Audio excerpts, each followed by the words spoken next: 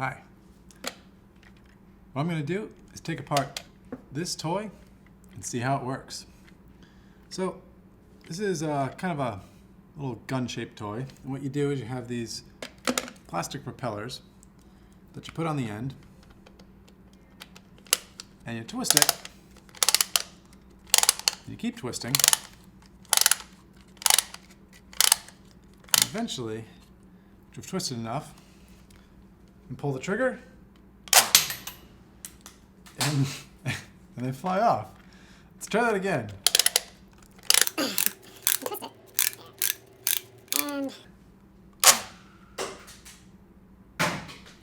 Fly pretty far. It's kind of fun. You shoot up in the air, and yeah. So my sister bought this for my 3-year-old nephew, and it was like $2. And when they left to go back home, he left it behind. So I'm going to take it apart and see how it works. So before I take it apart, I'm just going to let's look at it and see what we can figure out about how it was made and maybe kind of the inner mechanisms, just kind of based on what we can learn. So it's obviously made of plastic. There's the main body, this green piece, is split down the middle. So it's made of two pieces, two halves that are kind of screwed together. There's 6 screws on the side. And there's this trigger mechanism. And if you look closely, you can see that when I press the trigger, that little black part extends. That's what's happening. So basically, how it works is there's some sort of ratchet mechanism in here. So then this is kind of the inside of that propeller. There we go. All right, so this fits on the end here. And as I turn it clockwise, you can hear it snap. And there's got to be some sort of spring in there that's storing the energy. And basically, when you press the button, this kind of comes off there, which allows this to twist. And when it twists, it spins, and then you've got this kind of propeller that just launches itself forward. So you can tell this plastic was, this green piece was very likely plastic injection molded, which is how it was made. That's how most kind of plastic parts are made these days. You can see right there, let's see a better shot. You see these kind of markings? That is what's called the gate. That's where the plastic was injected into the mold. So that's kind of right there. That's where the plastic was entered into the piece. And let's see. Let's take it apart.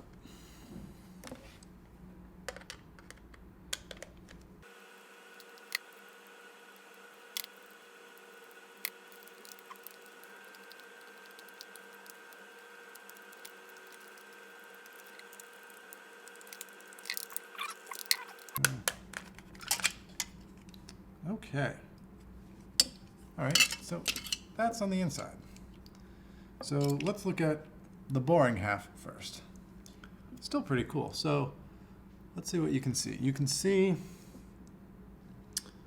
the different holes where the screws went in. And if you look real close, you can see, let's see if you can see over here. Kind of faint little circles in the plastic. Basically, those are those are ejector pin witness marks. So when this piece was being made in a mold, there's 2 halves to the mold. There's the core half and the cavity half. And basically, when the part is molded, it sticks to one half of the mold, and you have to kind of push it off. So there's pins that are kind of pushed onto the mold, and you can see where those pins contact the plastic. So this is for sure plastic injection molded. There's also a number, I don't know, it kind of looks like a backwards number 7 right there. Not really sure what that means. Could have been a mark for, maybe this is cavity number 7 in the mold, or some sort of internal mark that means something to the people who made them. Okay, well, let's look at this, the interesting half. You've got this kind of metal coil here, which is like a spring. This is what you're twisting, and it's what's storing up the energy. And the trigger is pretty simple. It's just this kind of a lever that is just pushing this black thing forward. And there's obviously a ratchet mechanism in here somewhere. So I'm going to take these parts out of here. I'll just leave that trigger in there for a second. And I'm going to get something white. So this kind of comes apart into 3 pieces. And so this piece right here is what was sticking out the side of the gun, and this was what was engaging the propeller. And you can see there's kind of this 6-fold toothed symmetry. It kind of looks like a saw blade. And that's kind of part of the ratchet mechanism. And that engaged this piece right here.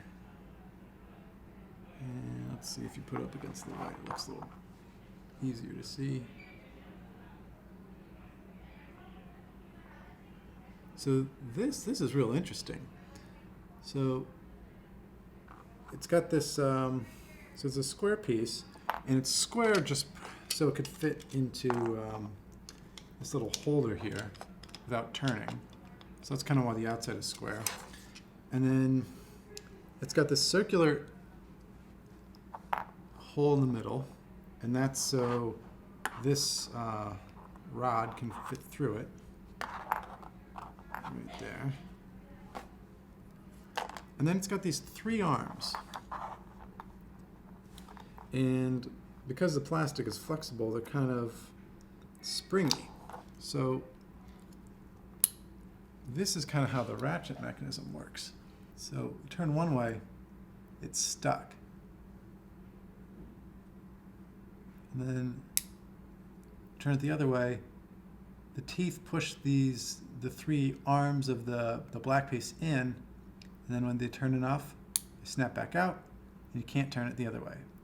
So this is a very simple, pretty clever ratchet mechanism.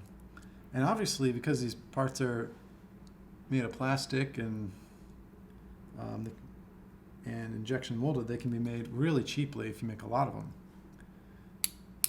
And it's pretty strong. I mean, gosh, there's no way I'm going to break this just by hand. So that's pretty cool. And then, so to reconstruct this, basically put the ratchet mechanism back in here.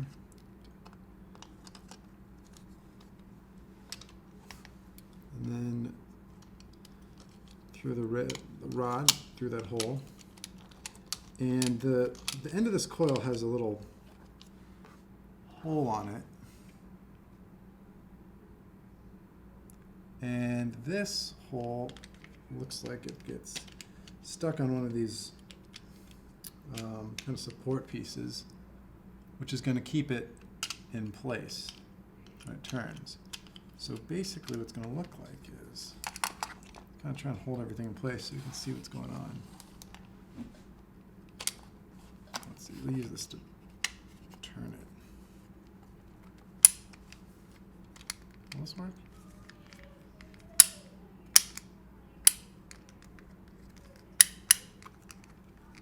Yeah, so you can, well. Okay, so that's pretty cool. So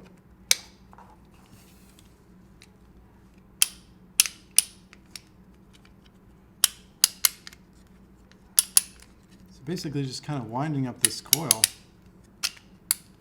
And then, oh, it kind of fell apart here.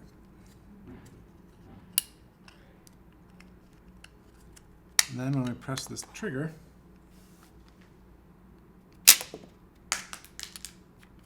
that worked, okay. Then we press this trigger, it kind of pushes off, and let's see here.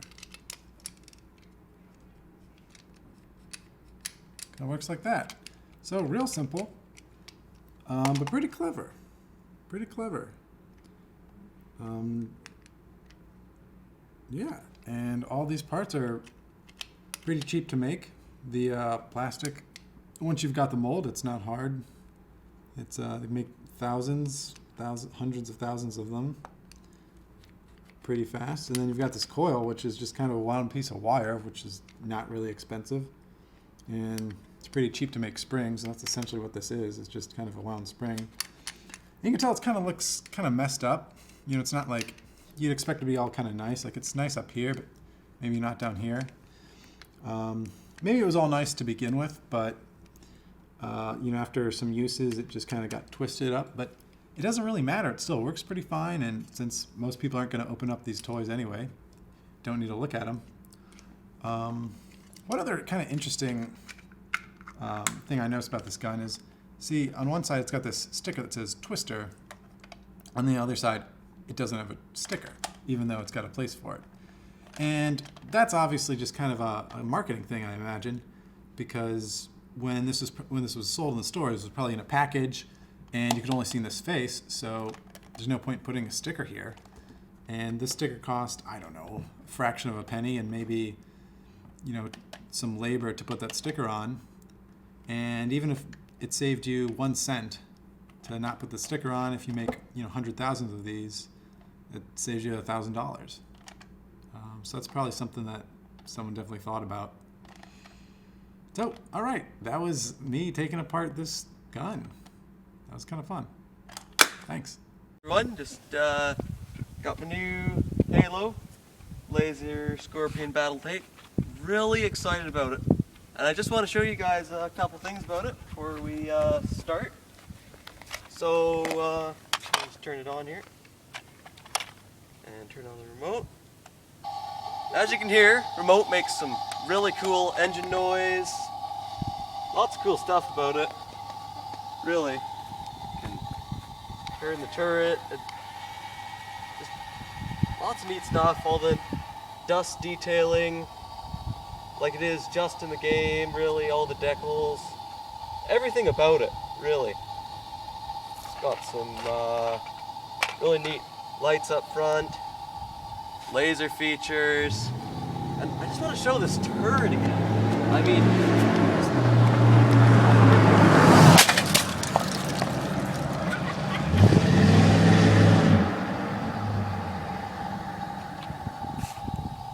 I just got that!